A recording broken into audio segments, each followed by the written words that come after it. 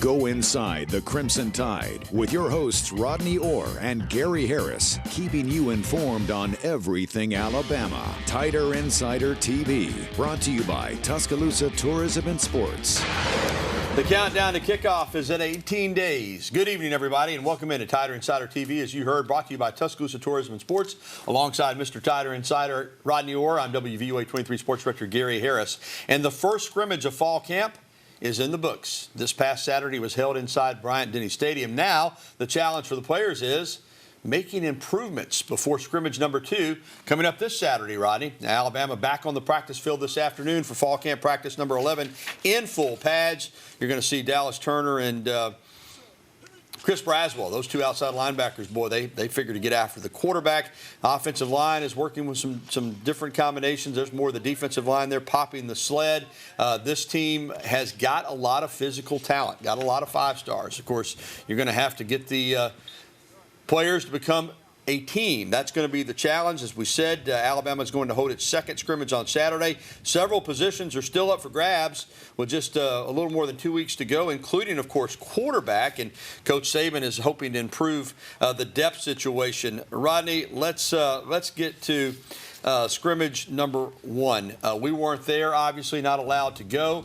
But you've talked, as we look at the quarterbacks, that competition continues. You've talked to a lot of people. I've talked to some people. What are your takeaways? I know you posted a lot of them on TiderInsider.com, but what did you find out from scrimmage number 1? Well, again, I think everyone wants to talk about what? The quarterbacks. Yeah. And again, I think Jalen Milroe, based on things we heard, had a really outstanding scrimmage. But I think the other 2 guys also showed some things. I think Ty Simpson played really, really well. I think the one thing, Gary, that we talked about last week, we've made note of this for a couple of weeks now. Nick Saban brought it up in his post-scrimmage press conference, was the drops at wide receiver. I mean, when you're trying to develop a passing game, the number one thing you have to do is you have to deliver the ball on time, you have to deliver it accurately, and the ball has to be caught. And I think that's the one thing that still, with this group, they have to catch football consistently. One thing you and I talked about that we were told is this is going to be a different looking offense than what we've become accustomed to the last few years. And passing-wise, probably not going to take as many shots down the field as they took with Bryce, as they took with Mack, as they took with Tua. So that's why receivers catching the ball and quarterbacks throwing it on time is going to be so important. Of course, obviously the running game too, but when you're throwing shorter routes, you're counting on the receivers catching the ball and then getting yards after the catch. Yeah, and I think that would be really important. I think they've got a lot of talent at the wide receiver spot. Again, we saw a lot of those guys make some improvement over the end of last season. Talking about the young players was Isaiah Bond, Kobe Prentice, Kendrick Law, young players. Ja'Cory Brooks, of course, is back. The guy that's really had a good summer, Gary, good camp, Jermaine Burton. This is his opportunity to step up and be the kind of receiver that most people expected him coming out of high school. Yeah, regardless of the quarterback, they'll need the receivers to catch. Tight end's going to play a big role in this offense. And clearly the offensive line, that's a unit that there are still some questions on, particularly at the left tackle position. I think when you look at it, pass protection is going to be really key, especially at that left tackle spot, because you have Elijah Pritchard, who's a redshirt freshman. You have another freshman there battling a true freshman, Caden Proctor, who's got a lot of potential. But, Gary, you know, when you go from high school to this level, that's one thing. You don't see those kind of speed rushers in high school, not the ones that are disciplined, the ones that are experienced.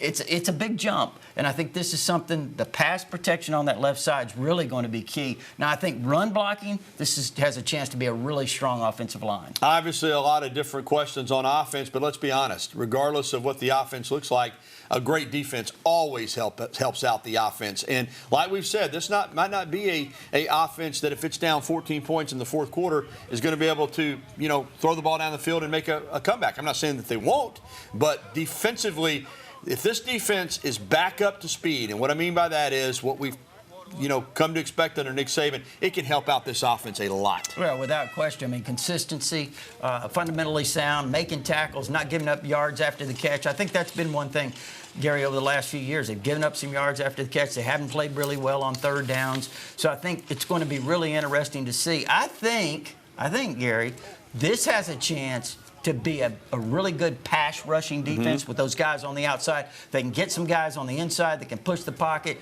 create some disruption. This has a chance to be a very, very disruptive defense. For so many years, Rodney, we heard Coach Saban talk about affecting the quarterback, and that doesn't necessarily mean you have to sack him. But I heard him say earlier at one of the press conferences, getting the guy on the ground, because what we've seen in recent years, these quarterbacks, even when you get pressure on them, even when you get your hands on them, they still make plays. So sometimes affecting the quarterbacks, that's not enough anymore. It is important to get the guy on the ground. So sacks are, to me, it's one of the best plays the defense can have, because the quarterback's got no chance to make a play when he's on the ground, right? That's exactly right. When he's flat on his back, he's not going to be completing passes. And, again, I think this has a chance to be a really, really good pass rushing team up front defensively. The key, Gary, is, and again, we talk about the secondary too. The secondary is really, really talented, but the key is stopping the run. You've got to be able to stop the run. If you can't stop the run, going to have a tough time. Do you continue to hear Deontay Lawson making progress, not just as a physical inside linebacker, because we know he's that, but as a leader and as a guy who's probably going to be the signal caller for this defense? Yeah, I've heard a lot of really good things about Deontay Lawson, kind of his development. This is a big opportunity for him. And I think, too, the sophomore, Jahad Campbell, next to him, got a lot of talent, but listen, they've got some other players. Trez Marshall, the transfer from Georgia, Justin Jefferson.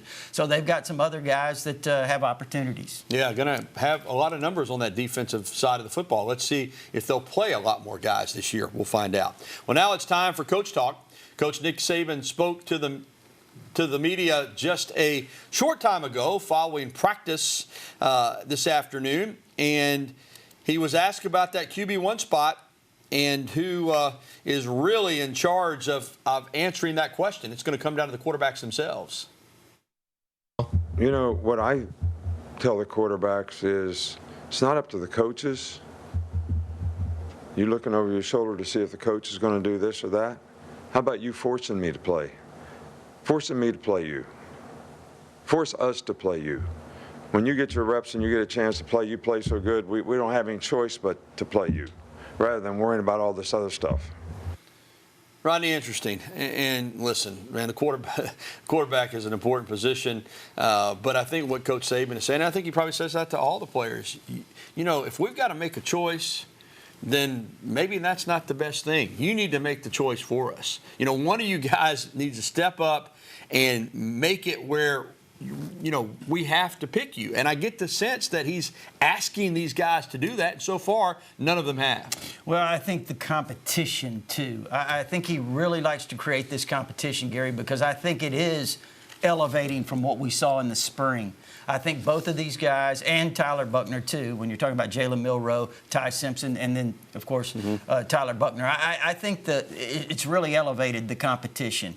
And I think it's obviously going to make both of them, the players that are returning, it's going to make them much, much better. And I think, too, Gary, when you do that, you're developing leadership in both of these guys because they're competing. They're competing really hard. They're challenged for the position. And I think, earning it, like I think one of these guys has to do, is certainly going to go a long way in helping them lead the team. What did you hear coming out of the scrimmage in regards to if there was a quarterback who performed better than the others? Well, again, Milroe probably, you ask most people, but you and I talked about this yesterday. I don't know how many people you talked to. I know I talked to 10 or 12 after the scrimmage. There was so much disparity on who looked better. But again, too, keep this in mind, Gary.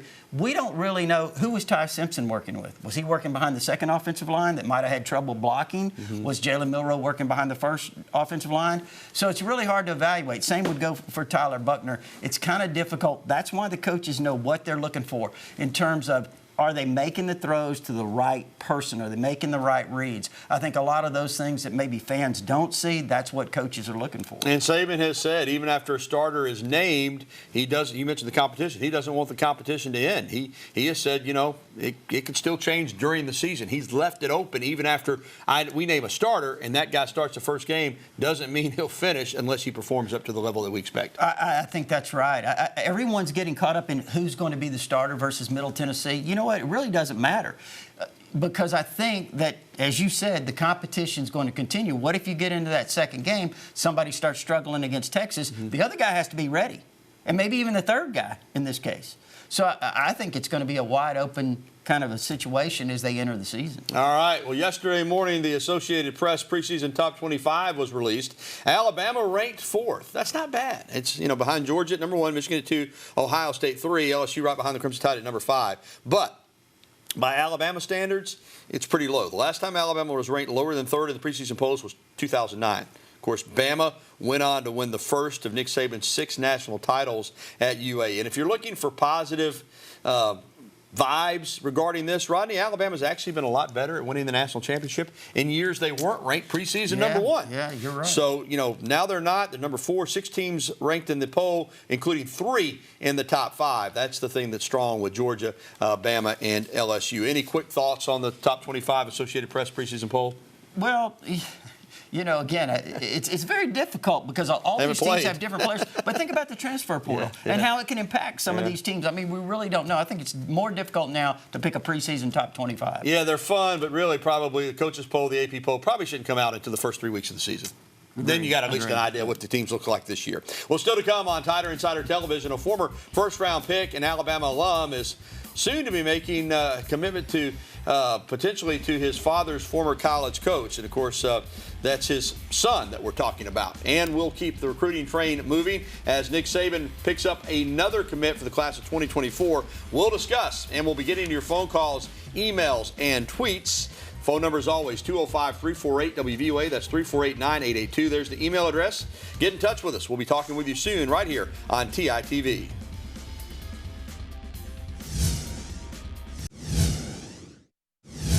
And welcome back to TITV, brought to you by Tuscaloosa Tourism and Sports. With Rodney Orr, I'm Gary Harris. Alabama football continues to build for the class of 2024, up to 17 commits now in that class. The latest coming from a Florida State commit previously. An in-state player, Rodarius Red Morgan from Central High School in Phoenix City. The buzz had been that he might eventually flip to Alabama. Well, this past Wednesday, it happened. He made the flip official. 6'1", 175 pounds, good speed and instincts. Rodney said on TiderInsider.com that he's a strong tackler and physical with the versatility to play multiple spots in the secondary, which is what you're looking for these days. He's got good length and a 4.5 40-yard dash. He becomes the 3rd player in a recent little windfall of high school commits for Alabama, joining Amari Jefferson and Peyton Woodyard. He gives Alabama, as I said, 17 commits in the class of 2024. Tell us about him, Rodney. Well, I mean, look at him right there. I mean, like you said, he's athletic, as you would expect, but I think he's underrated. I really do. I think he's got a lot of talent, a guy that plays at an outstanding program. I mean, they're one of the premier programs in the state of Alabama. He's played against a lot of competition. He's played in a lot of really big games. And I always say, Gary, when you've done that at the high school level, you've been successful, it prepares you for what you're going to face in the SEC. And for Alabama, this defensive back class is impressive on paper already, and it looks like there may be more coming. Drake Kirkpatrick Jr. is set to commit Friday the 18th, so that's coming up. A 3-star cornerback and safety combo defensive back from Gadsden City. If he sounds familiar, he should be. His dad, Drake Kirkpatrick, was a great player here at Alabama and then played 8 or 9 years in the NFL. This is a young man that's got it down to Alabama, Arkansas, Auburn, and Missouri. He's not as tall as his dad. You can even see it there in the video. He's a little bit different type of player, but evidently Nick Saban in Alabama really liked this young man. Had a good camp. I think he had a good camp, and that earned him the offer. And, there are other schools, Arkansas, Auburn, some other schools that have been involved really heavily with him. And you look at him, Gary, you're right. He's a totally different kind of player, maybe what his father was. But it's a really good tackler, really physical player. Looks like a safety, but good player. We mentioned the other schools involved, but you have to figure Alabama's going to be tough to beat on this. I think so. Yeah, I mean, I would be a little surprised if it was someone else. And another quick recruiting note before we move on. Edric Houston, the big defensive lineman out of Beaufort, Georgia. Alabama's recruited that school very, very well. He's got a decision coming soon, and everything I read still points toward Ohio State, but Alabama's pushing hard. Has the Tide made up any ground? Well, that's a good question. I think obviously next week this time we'll probably be talking about that, and we'll know for sure. But Ohio State, Clemson's in there really strong. But, Gary, here's the thing. He's a defensive lineman. Alabama needs defensive linemen. They're so hard hard to come by, difficult to recruit now, so competitive for those guys, and he's a really good one. Yeah, we'll keep an eye on that. Like Rodney said, have an update for you next week. All right, let's move on. The 2023 U.S. Amateur got underway yesterday at Cherry Hills Country Club and Golf Club out near Denver. And Alabama golfer Nick Dunlap is making some noise right now. He is at 2 under par in the stroke play portion of the tournament, which ends today with just 1 hole to play. He's 3 above the cut line. The top 64 guys advance on to match play. That begins tomorrow. Then it's pretty simple. You get into match play, it goes from 64 to 32 to 16 to 8 to 4 to 2 to a U.S. Amateur champion. So looking good for Nick Dunlap, who's had an unbelievable summer and now has a chance, hopefully, to get into the match play portion of the U.S. Amateur. Well, still to come on TITV, Alabama soccer, coming off that incredible season last year, a Final Four, begins this season, Thursday night, right here in Tuscaloosa. Find out where the Tide is in the preseason national polls. And we're getting your phone calls, emails, and tweets. Again, the phone number, 205-348-WVUA, or you can email us at TITV@WVUA23.com. We'll be right back with the only show that takes you inside the Crimson Tide, Tider Insider TV.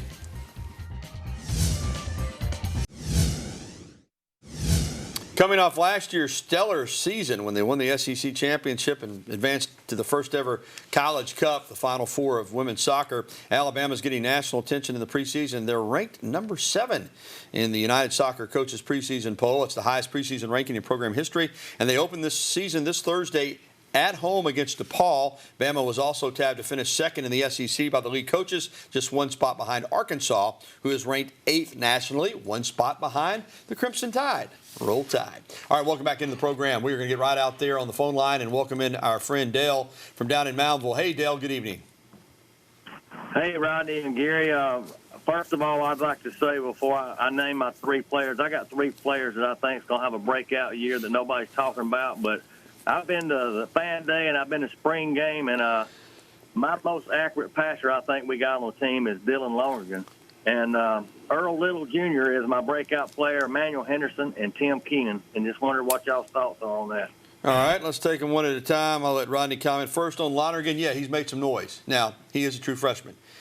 I'm still going to be surprised if he plays, but he has had favorable reviews. He really has. I think he's got a lot of potential, Dale, for the future. There's no question about that. As far as your surprise players, yeah, Earl Little, I don't know if it'd be that big a surprise. I think they're expecting good things from Earl Little in the secondary. Yeah, there's a lot of talent back there, Dale, and I'm with you. I really like Earl Little Jr. a lot. I know they're working some other guys at the star position. You could see Malachi Moore back there, actually, and in that spot, too. So, again, we'll see. They're working a lot of different rotations. And like you, Dale, I like Emmanuel Henderson a lot as a receiver. I think he's a guy that can get down the field longer. So, yeah, I like him too. He's smooth. I think maybe a little more development, maybe at least. But look, I think he can make a huge impact on kickoff returns. Rodney, was there another player? I missed it if there was. Tim Keenan. Yeah, was Keenan, one that he defensive lineman out of Birmingham, and a guy that kind of that traditional interior nose tackle type of kid, big, thick kid. Remember, he had his knee. Tore up his knee late in the playoffs in his senior season of high school football. But yeah, he's another guy to watch. Well, and you know what? They need defensive linemen. Coach Saban said the other day they had 5 maybe that they felt really good about. They need guys like Tim Keenan and some others to really step up and take that next kind of the next step in the progress, because you need depth. Yeah, Dell, you said you went to the spring game. You said you went to fan day. You do your homework, because those are 3 guys that are worth watching. That's for sure. All right, let's go over to Vincent and talk to JB. Hey, JB. Thank you, guys. Just wanted to express my sympathy to the family of Rodney Rodham. He passed away last week. He played for Coach Bryant in the mid-'60s, so he was a good guy. Well, we certainly offer our condolences to the family and friends of Rodney Rodham as well, and appreciate you calling in and bringing it to our attention, because I did, to be honest with you, JB, I did not realize that. I had not heard that news. But, you go back to the 60s with Coach Bryant, and a lot of tremendous football players and people off those teams, and as time goes on, we're losing a lot of those guys. Yeah, we really are. Gary, I was thinking about the 61 team, Billy Neighbors, a lot of great players from that era that are no longer with us. Yeah, that's for sure. Thank you for that phone call. All right, we're going to be back with more TITV, more phone calls, and our email of the day coming up right here. There's the phone number, 205-348-9882. We'll be back after this.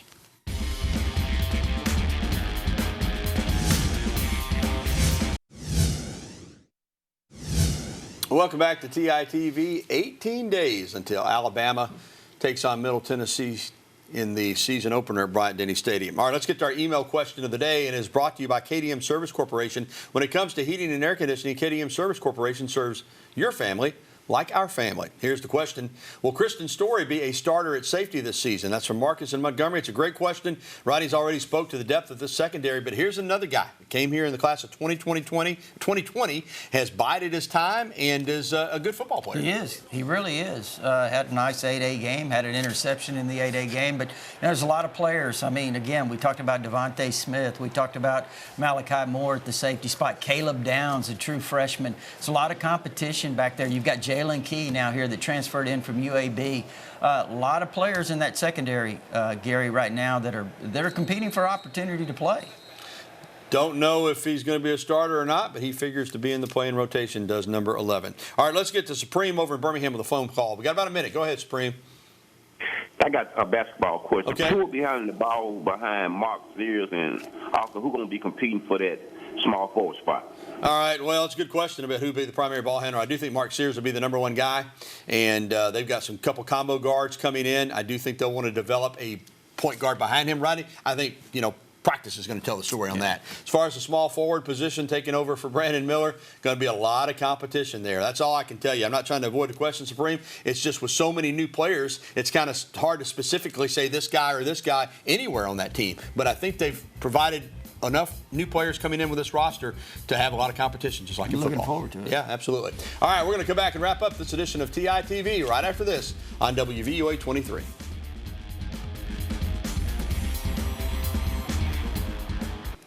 It might have only been a preseason game in the NFL, but for John Mechie III, it was everything. The former Crimson Tide receiver made his pro football debut last Thursday against the Patriots. He finished the game with a catch that allowed Houston to continue a touchdown drive. Remember, this time last year, he was diagnosed with leukemia, missed his rookie season. Rodney, he's back, man. And you saw Mac Jones go over and congratulate him after the game. Way to go, Mechie. All right, that is going to do it for this edition of Tider Insider, presented by Tuscaloosa Tourism and Sports. A reminder, you can catch a replay tonight at 10:30 or find it anytime at WVUA23.com. We're going to leave you tonight with some other Alabama alums in the NFL.